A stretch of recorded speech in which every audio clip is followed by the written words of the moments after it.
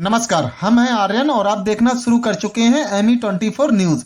उत्तर प्रदेश के बागपत जिले से आई ये खबर पूरे प्रदेश को हिला गई, जहां एक मौलाना के घर में दोपहर के वक्त ऐसा खून खराबा हुआ कि गांव क्या पूरा इलाका सन्न रह गया। मौलाना की पत्नी और 2 मासूम बेटियों की बेरहमी से हत्या कर दी गई और जब पुलिस ने जांच शुरू की तो जो सच सामने आया उसने सबको हैरान कर दिया। ये तस्वीरें हैं बागपत जिले के गंगनौली गांव की, जहां 10 अक्टूबर की दोपहर करीब 1 बजे मौलाना इब्राहिम के घर से अचानक चीख सुनाई दी।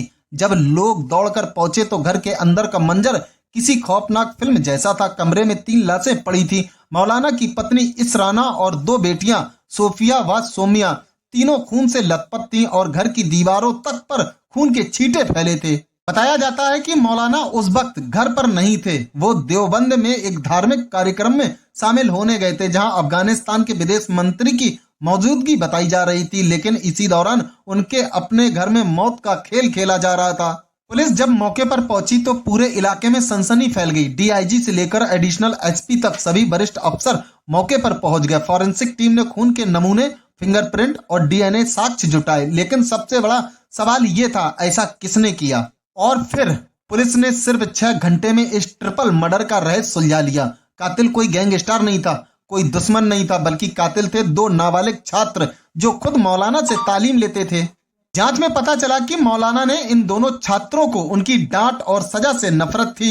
एक दिन पहले ही मौलाना ने उनमें से एक की पिटाई की थी। बस उसी अपमान ने इन दोनों को अंधे बदले की आग में झोंक दिया।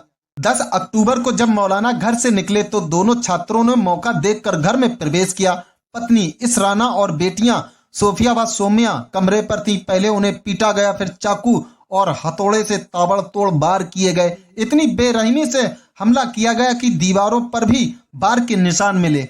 सोचिए, जिन बच्चों को शिक्षा दी जा रही थी, जिनके अंदर कुरान की बातें भरी जा रही थी, उन्हीं हाथों ने अपने उस्ताद का घर उजाड़ दिया। एक तरफ तालीम की किताबें और दूसरी तरफ खून से सनी दीवारें। ये तस्वीरें हर उस समाज को झंझोरने के लिए काफी है जो बच्चों को नफरत और गुस्से में पलने देता है। जांच एजेंसियों ने तेजी से काम किया। 7 टीमों ने मिलकर सीसीटीवी फुटेज खंगाले, मोबाइल लोकेशन ट्रेस की और दोनों आरोपियों को पकड़ लिया। पुलिस को उनके पास से चाकू और हथौड़ा भी बरामद हुआ जो वारदात में इस्तेमाल हुआ था। दोनों नाबालिग हैं, इसलिए उनके खिलाफ मुकदमा बाल अपराध अधिनियम के तहत चलाया जाएगा। मौलाना इब्राहिम ने थाना दोघट में तहरीर देकर न्याय की गुहार लगाई है।